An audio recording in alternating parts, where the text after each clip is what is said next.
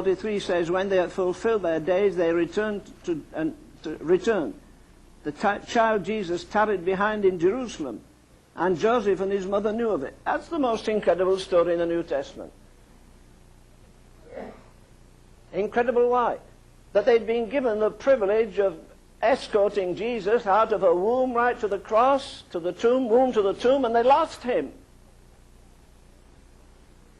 I thought they'd have had a bodyguard there day and night. When did they lose him? They lost him immediately they came out of church, just like you do Sunday morning. You'll have forgotten the sermon before you've gone 100 yards out of church, particularly if the Cowboys were playing.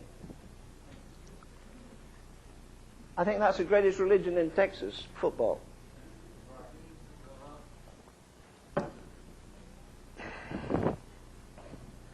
They lost him. Why? They supposed he was in the company, and he wasn't there. Remember the resurrection morning? She supposed it was the gardener. She thought he wasn't there, and he was there.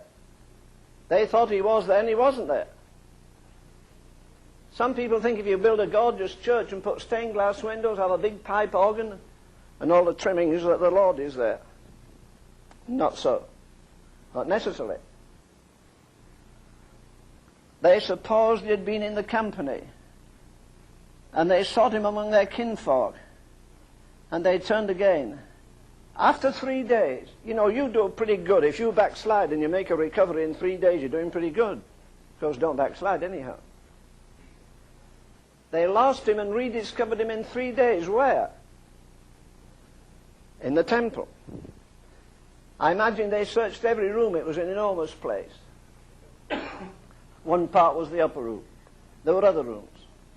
They sought him with despair. And his mother went to bed. What do you think she did the first night?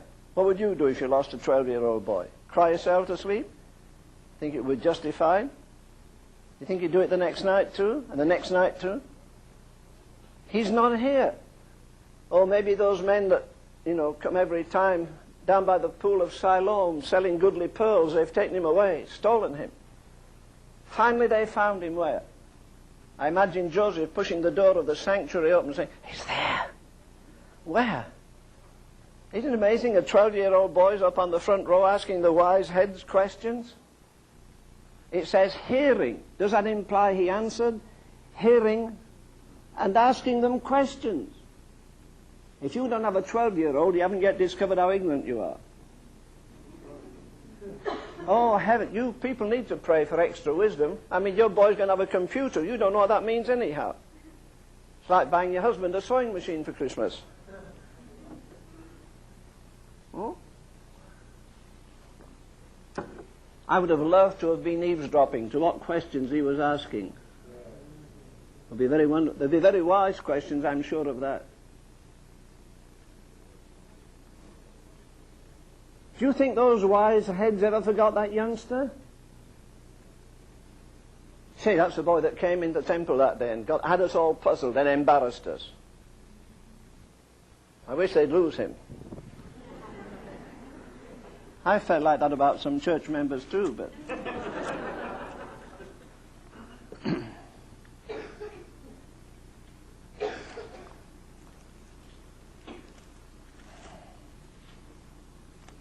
Sorry, I've lost a verse here.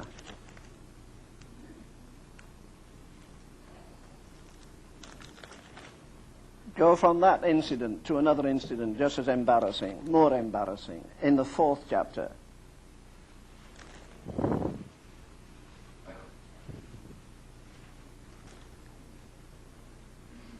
Verse 16, as his custom was, he went to the synagogue on the Sabbath day and stood up to read. Why? That wasn't his job. It was the rabbi or the chief rabbi or one of the best of the priests.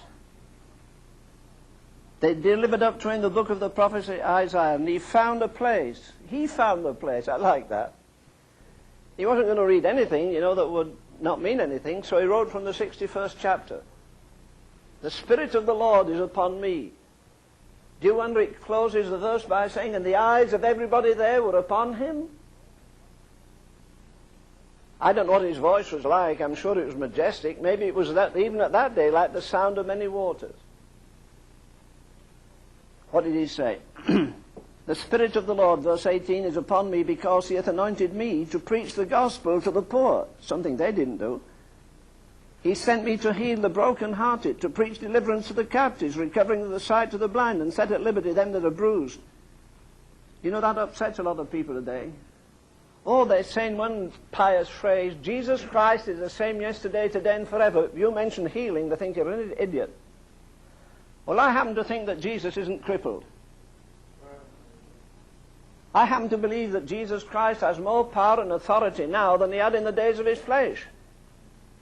And he had dominion over death, he had dominion over lunatics, he had dominion over palsy. Do you wonder he embarrassed them?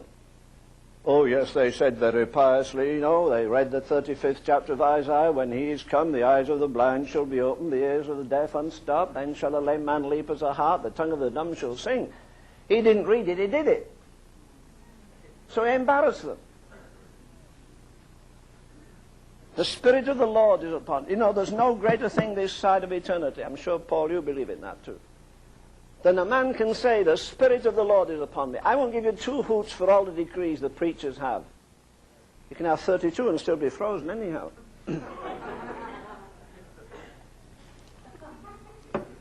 I'm glad money can't buy this. There's no man can lay hands on you and give you the spirit of wisdom. I don't believe so. You can't buy it. You can't get it by climbing the intellectual ladder of education, getting some great degree in a university. God Almighty doesn't happen to read diplomas, and I'm not facetious in saying that. If you're going to be a preacher, covet this, whatever it costs you. If you have to fast 1 day a week, if you have to miss 2 nights in prayer, so what? When I was in my 20s, many times I wouldn't go to bed for 3 or 4 days. Stayed in the church after Sunday night service. Went to church Saturday night, had a street meeting till midnight. Went to the church wrapped up in a cloth and lay at the side of my books, my library there, to wait on God. Some of you have read, I'm sure, old Dr. Jowett. He was a good Englishman, of course, but anyhow. He coined a phrase I've thought of thousands of times. You have to bleed to bless. You have to bleed to bless. If the Son of God couldn't be a real true blessing as God wanted without bleeding, how can we? He came to do the will of his Father. A century back in Scotland, there were 3 famous brothers. Andrew, I think one was Andrew Bonar, and the other was, what was he called? Horatio Bonar. He wrote this lovely hymn, go labour on, spend and be spent, thy joy to do the Father's will. It is the way the Master went, should not the servant tread it still? Toil on and in thy toil rejoice, for toil comes rest, for exile home. Soon shalt thou hear the bridegroom's voice, the midnight cry, behold I come. Men die in darkness at your sight. I don't care if you work in one of the most fashionable, up-to-date computers. The man across the other computer's dying without God and without hope as much as the heathen up the Amazon.